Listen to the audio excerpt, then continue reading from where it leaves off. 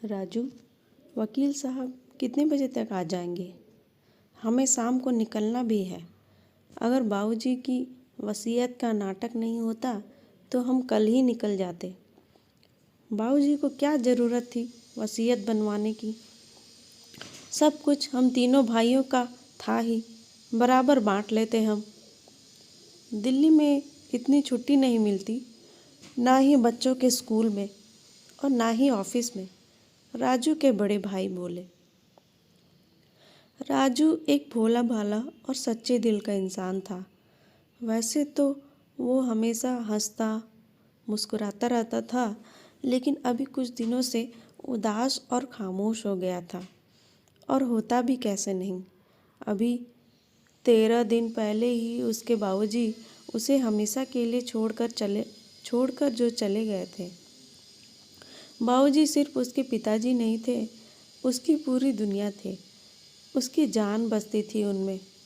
एक वही थे जिन्हें कदर थी उसकी, वरना दोनों बड़े भाई तो उसे नालायक ही कहते थे।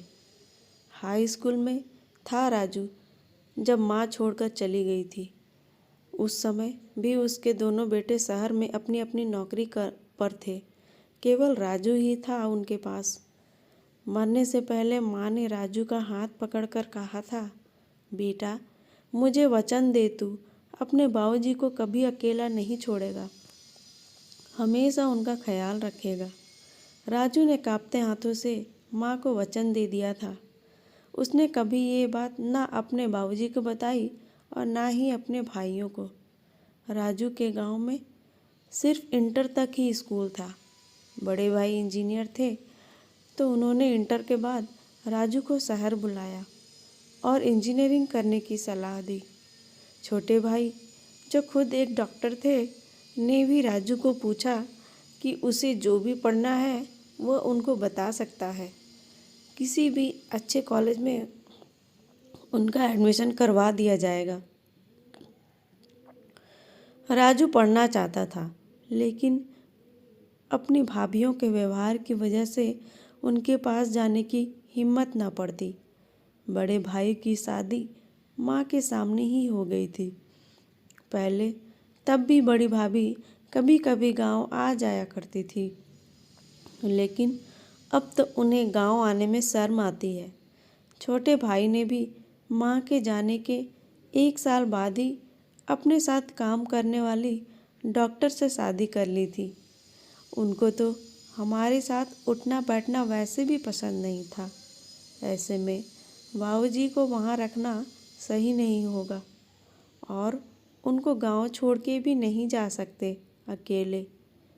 हरी काका ने तो कहा था कि चले जाओ राजू बेटा, मैं रख लूँगा बाबूजी का ध्यान।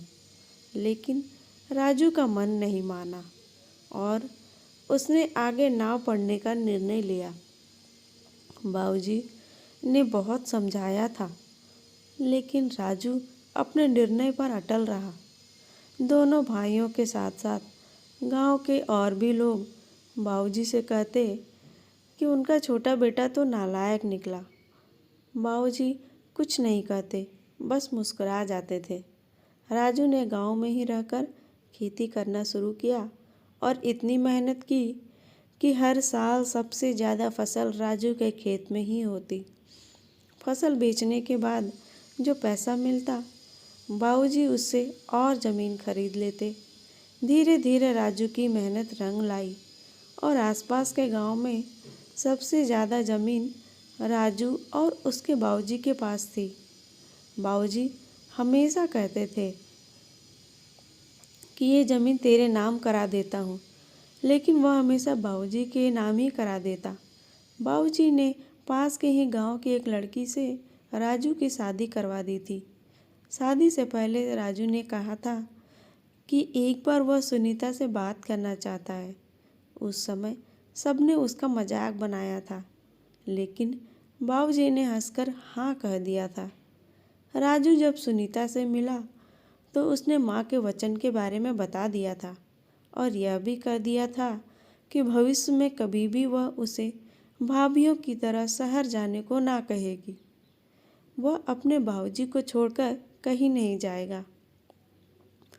राजू का अपने पिता के प्रति इतना प्रेम देखकर सुनीता तो वैसे ही उसकी दीवानी हो गई थी। वह अक्सर कहती भी थी कि वह बहुत खुशनसीब है जो उसे राजू जैसा देवता पति मिला है। राजू की भाभी इतनी घमंडी थी कि वह सुनीता को थर्ड क्लास लड़की कहकर ही बुलाती थी। सुनीता ये सोचकर जवाब न देती कि साल में कभी कभी तो आते हैं ये लोग, अब क्या बहस करें इनसे। बाबूजी की आंखों का तारा थे सुनीता और राजू। भैया, वकील साहब आ गए हैं, राजू के छोटे भाई ने कहा। सारा परिवार आंगन में इकट्ठा था। गांव के कुछ बुजुर्गों को भी बुलाया गया था। वकील साहब ने राजू और उसकी पत्नी को भी बुलाया। बड़ी बहुएं और बेटे बहुत खुश थे, सोच रहे थे कि अपने अपने हिस्से की प्रॉपर्टी के पेपर्स लेकर शाम को निकल जाएंगे। वकील साहब ने सबको बैठने के लिए कहा और वसीयत पढ़ना शुरू किया। प्रिय गांव वालों और मेरे लायक बेटों, तुम सबको हमेशा यही लगता रहा कि मेरा राजू नालायक बेटा है, लेकिन मैं तुम्हें बता दूं कि उस जैसे लायक बेटे सदियों में जन्म लेते हैं। वह है तो मेरा बेटा है, लेकिन हमेशा मेरी माँ बनकर मेरा ख्याल रखा। अपनी माँ को दिए वचन के लिए उसने अपना पूरा जीवन कुर्बान कर दिया। मुझे तो कभी पता ही नहीं चलता अगर मैं उसकी और सुनीता की बातें नहीं सुनता। मेरे पास जो भी कुछ है सब मेरे राजू की मेहनत का नतीजा है, इसलिए मेरा सब कुछ सिर्फ और सिर्फ मेरे नालायक बेटे राजू का है। मेरी किसी भी चीज़ पर मेरे उन लायक बेटों का कोई अधिकार नहीं है, जिन्होंने कभी पलटकर ये नहीं देखा कि मैं कैसा हूँ, मुझे क्या चाहिए। मैं जब जब बीमार हुआ मेरे राजू ने मेरी देखभाल की। मेरे दोनों बेटों ने तो मुझसे मिलना भी ज़रूरी नहीं समझा। मेरी पत्नी के सारे गहने सिर्फ और सिर्फ मेरी बहू सुनीता के हैं। उन गहनों पर मेरी शहरी बहुओं का कोई अधिकार नहीं है, जिनको हम गांव वालों के साथ खड़े होने में शर्मिंदगी महसूस होती है। बाबूजी की वसीयत पढ़ी जा चुकी थी और वो सभी लोग जो राजू को नालायक बेटा कहते थे मुंह लटकाए खड़े थे। दोनों भाई भी गुस्से में अपने अपने परिवार के साथ जा चुके थे, कभी ना आने के लिए। उस गांव का सबसे अमीर व्यक्ति था राजू, लेकिन फिर भी वह अपने आप को सबसे ज़्यादा गरीब महसूस कर रहा था, क्योंकि उसके असली दौलत उसके बाबूजी उसे हमेशा के लिए छोड़कर जा चुके थे।